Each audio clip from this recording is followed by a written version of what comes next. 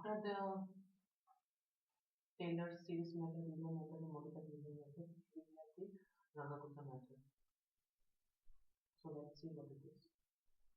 In the Runge Kutta method for order 4, initially you will be given the dy by dx function. You will be asked to find out the value of y for any particular value of x with a given condition. So the given condition is also given to you.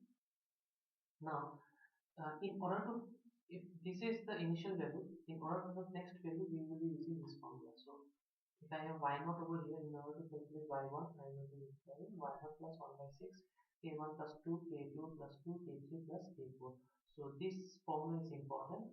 This formula is derived in the Runge Kutta method for order 4. Once you know, now what is this k1, k2, k3 and k4? K1 is your h f of x and yn, k2 is h f of xn plus h by 2, comma yn plus k1 by 2, k3 is h f xn plus h by 2, comma yn plus k2 by 2. Pay attention, this is k2, this is k1, and over here we have this k2. So what we are doing is that from here we first calculate k1, then we put this k1 in this equation, then k2 over third equation, then k3 the fourth equation. So we are using this. Let's see how to do it with an example.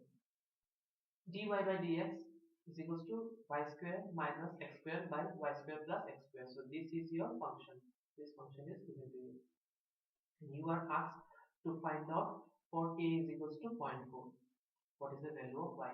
So I need to calculate y for x is equals to 0.4. The initial value is also given to you. Y naught is equals to 1. What does it mean? It means that x naught is equals to 0. As you can see over here, x naught is 0 and y naught is equals to 1.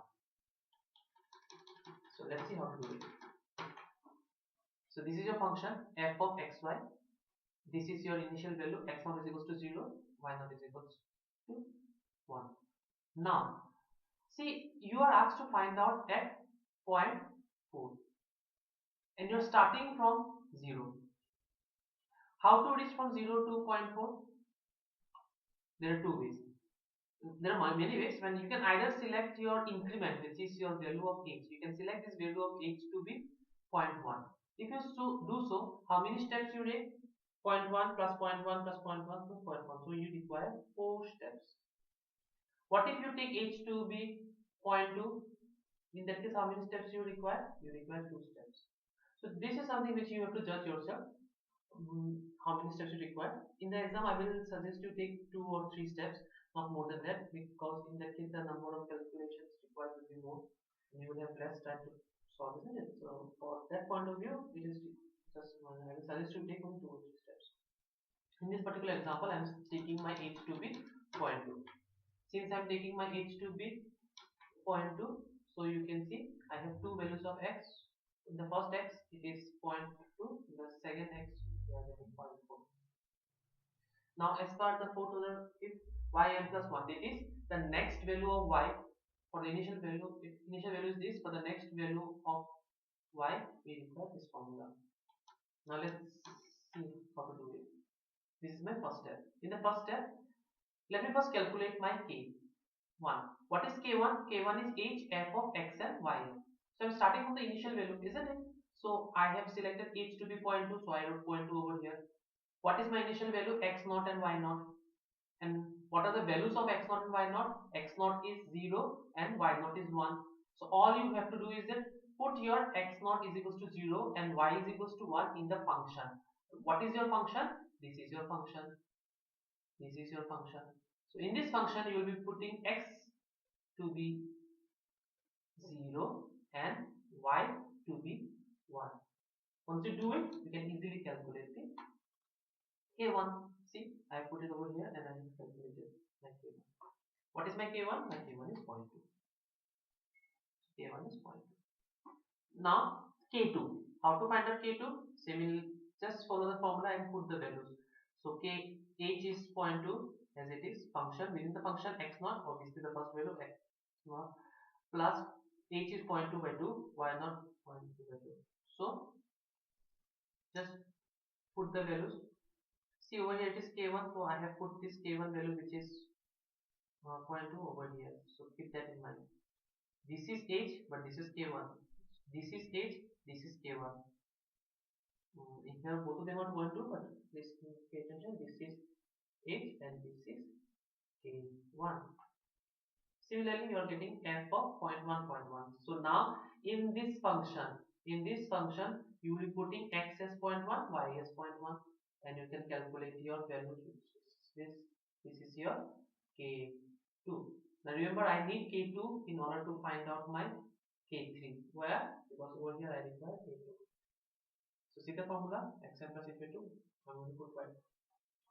See, just follow the steps. Put h, x naught, h is 0.2, k is this 0.19672. Just put it over here and then calculate what is your x and y. So this is f 0.1, 1.1. So in place of x you will be putting 0.1, in place of y you will be putting this. Where? In your original equation, this equation. So again you can calculate your k3. Once you know your k3, you can put this k3 in your final k4 formula. And you can calculate your k4. Now once you know your k1, k2, k3 and k4, it's very easy. All you have to do is replace them over here and you can find out your first y1 for your x1. So this y1 is for your x1. So see, I have calculated y1. Now this y1 is for whom? This y1 is for my x1. So what is my x1? My x1 is 0.2. But this is not the final answer. What is the final answer I need? I need to find out for x is equals to 0.4. So which is my next step. So this was the first step. Similarly repeat the same thing again in next step. Now you have your initial values of x1 as 0.2 and y1 as 1.967. Once you know it, now again calculate your k1, k2, k3 and k4. How? Just in place of x and just put it 1. So it will be x1, y1. So in this function, in this particular function, you will be putting x1 and y1 values for him, and h is already 0.2. What is your x1 and y1? Your x1 is 0.2 and y1 is this. Just put it, you will find your k1. Once you know your k1, put the wet value of k1 in this, and the rest remain the same, and find out k2, then k3 and k4, and then put them on your equation of y, and you can easily calculate. So this will be your homework.